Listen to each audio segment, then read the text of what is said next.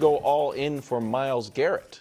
Yeah, so the timing of the Browns being the team to be like, hey, why don't we let teams trade picks up to 5 years in the future, 1 week, and then the very next week, redoing Myles Garrett's deal that achieves absolutely nothing other than making him more tradable. Right. Got the Brian Windhorst fingers in me going, why would they do that? And so I do think it now is a legitimate conversation to be had. I also think people need to understand trading for Myles Garrett will cost you 3 first-round picks. If trading for Max Crosby was going to cost you 2, and one of them was a good one, the 14th pick of the draft is not the same as the 30th pick of the draft. If somebody, so a team, I'll give as a for instance, Dallas, that has 2 first-round picks this year, neither of which are amazing, but 2 first-round picks this year, and the worst of their pick or Green Bay's pick next year, I think that's the table stakes for trading for 30-year-old Myles Garrett. All 3. Or 2 of those 3 plus 1 further down the road. Like, if Max Crosby, who's a worse player with more injury questions, around the same age, though. barely. Year and a half. He's 28. Garrett's 30. That's right. Crosby will be 29 when the season starts, but so a year and a half. And Garrett's coming off the best year of his career. I think it's 3 firsts. Man, wow. So I think it's got to be a team that truly has reason to believe he's the final piece to winning the Super Bowl, which he's one of the greatest defensive players ever, coming off the best season of his career. He might be the final piece to winning a Super Bowl. I wouldn't do it if I were Dallas, but I would understand that they are the type of team that might. And I think it's a short list of teams that'd be willing to do that. 3 firsts that's probably too high. I mean, maybe, like you said, do you want to give one 4 or 5 years down the line? But I'm torn because there's a part of me that wants to be greedy. If there was, Adam Schefter said, the Ravens, when they were going to trade for Max Crosby, were also talking to Trey Hendrickson. If they went out and here's what I do if I'm the Ravens. Look, the talk is they're going to use that 14th pick on an offensive lineman, which they do need. They need offensive linemen. That's why I'm torn. But if they feel like they can get their offensive line built up without needing their first pick this year, first I go to the Browns with the offer I did for Crosby. First this year, first next year. I mean, that's still a lot. And again, I'd be like, look, he's 30. He's 30 years old. He's not even still in his 20s. And I would try to push that, but I'd love for the Ravens to get him, and hopefully they're at least considering doing so. We're up against the break, but you still view Max Crosby's asking price as a benchmark. It wasn't an asking price. It was agreed upon. I know, but it was voided, so I almost don't say, well, here's the benchmark. We didn't go through with it. Okay, that's fine, but Trent McDuffie went for a 1st, a 4th, a 5th, and a 6th. There's who was Jalen Waddle just went for a 1st, a 3rd, and a 4th. I just feel like 2 firsts is still 2 firsts is still a lot, and they're right like this year. 2 firsts is not enough for Myles Garrett. This is what's so interesting about some of these types of conversations, because they are tricky, because you can make the argument that Myles Garrett is worth 3 firsts and that should be what he's worth, but it doesn't mean you should do it.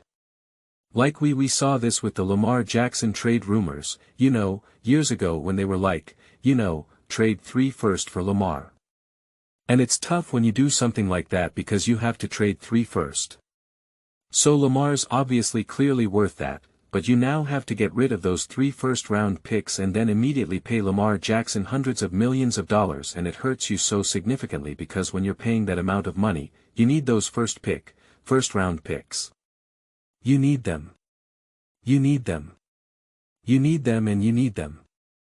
And again, unless you're in a very unique place as a team where you got everything perfectly and you don't have to hit on first-round picks, but I mean, come on, man. That's pretty rare.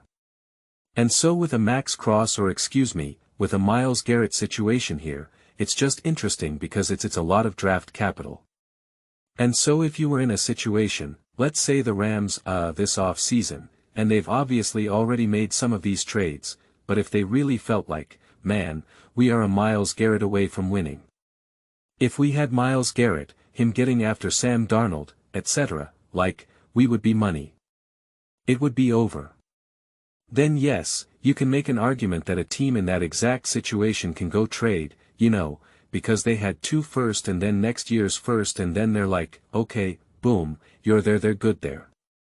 If you're talking about another team like the Dallas Cowboys or the Philadelphia Eagles or the Ravens even, you're kind of at a spot where you're like, do I think a Max Crosby or a Myles Garrett makes a team like the Dallas Cowboys significantly better? Of course. This is what I said about the Max Crosby trade. You add a Max Crosby or a Myles Garrett to your team, you're going to be better. You're absolutely going to be better. But to me, the way how I look at it personally, a move like this has to be the move that truly puts you in the position to win this rule. Not be competitive, not just be better than you were last year, but be the absolute bona fide difference maker from winning it all. Anything less than that, you're really crushing your ability to continue to make your roster work financially. From the longevity aspect of it, because especially now you're talking about first round picks, especially depending on how it's structured. But I guess, if we're talking about 3 first and you're using a team like the Dallas Cowboys, you're giving up 2 first right now and then your first next year. Even if it's a bad pick, the 30th pick or whatever, you're still giving up 3 completely different players, also at slightly off timelines that really help you being on rookie contracts, that really help you manipulate, add players in free agency again, whatever it may be. Combined with the fact that you're also now paying Myles Garrett a ton of money. So, it makes it incredibly complicated, incredibly complex.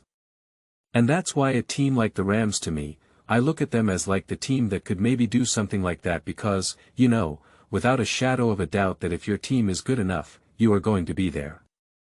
You are going to be competitive. And if you have a difference maker like a Myles Garrett, any of the issues that you might face with that move and foregoing the picks, it doesn't matter. It especially doesn't matter when you're looking at the timeline of Matthew Stafford. You're baking into the idea that hey, we're going to try to win a Super Bowl and after we win that Super Bowl, Matthew Stafford retires. It's totally okay if we're a little bit of a mess for the next couple of years.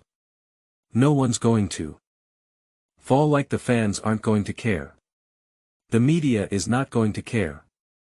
The coaches, everyone's just going to understand. It's the way it goes, right? And so there's no problems with that. I'm failing to see a team that's in a position to make that type of move right now.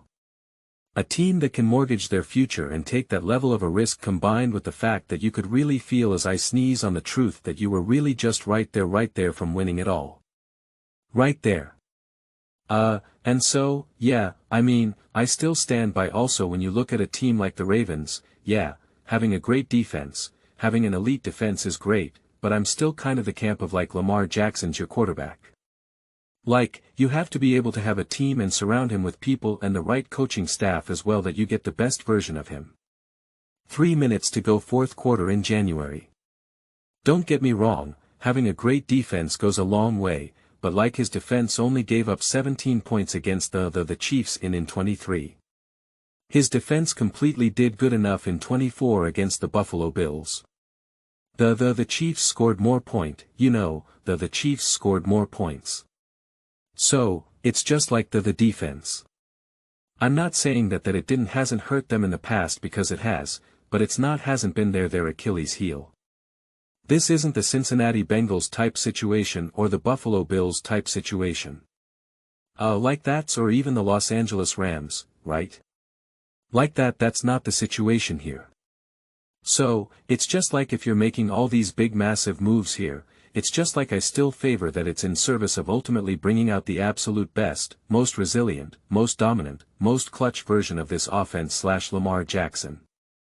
So, a move like this, if you're really going to trade 3 first, and if that's the actual value of it, how many teams are legitimately in a position to make a move like that where it truly matters right now?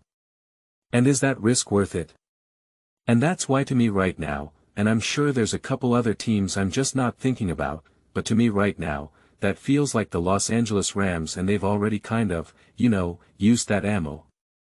I understand Nick saying that the Cowboys are in a position to do it. Like I'm trying to think, we obviously know that the Ravens were willing to trade 2 picks. It's like, okay, that's interesting. But now that you also did, sign Trey and the way how the money would have to work, it's like, I don't know. I'm not going to try to figure all that out. The Eagles, it's like I don't know how necessary that is in this moment in time. As well as, a team like the Buffalo Bills, it's like it's thought-provoking for the Buffalo Bills, but I'm still looking at their offense being problematic. Like I don't know. If you make it 2 first, it's a different conversation. 3 first, I don't know. I don't know. Those are just my thoughts. I'd absolutely love to hear yours. What do you guys all think about Myles Garrett? And kind of this idea, too, that like sometimes these guys are worth the asking price, but does it mean that you should still pay the asking price, right? Let me know your thoughts. I read every single comment. It's whether you agree with me or disagree with me. Either way, let's get in some discussions. Let's get in some fights, but ultimately, let's just have some fun. And please do consider subscribing. We're building an amazing community here, and I absolutely love to see you part of it. I want to build something that we all generally feel connected to. Something that we're really excited to be part of. I think we're well on our way to doing it.